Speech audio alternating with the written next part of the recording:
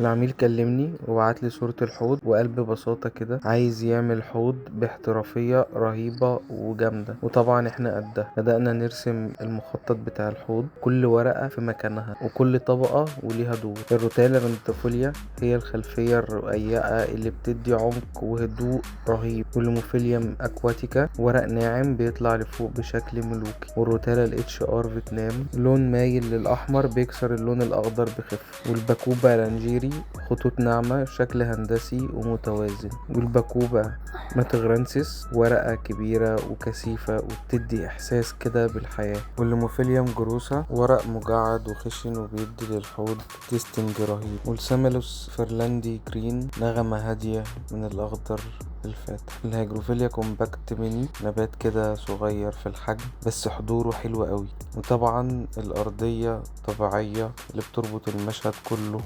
وهي الهير جراس. بعد ما خلصنا الاسكيب بدأنا نجهز لحوض تاني. اخترنا الجلاسي روزي بارب لأن الحركة الجماعية فيها سحر، وزودناه بترمومتر ديجيتال، وطبعا طقم سمات كامل عشان يقدر يتحكم في كل تفصيلة في الحوض بدقة رهيبة. ودلوقتي من الخيال لحوض بيتحرك قدامك.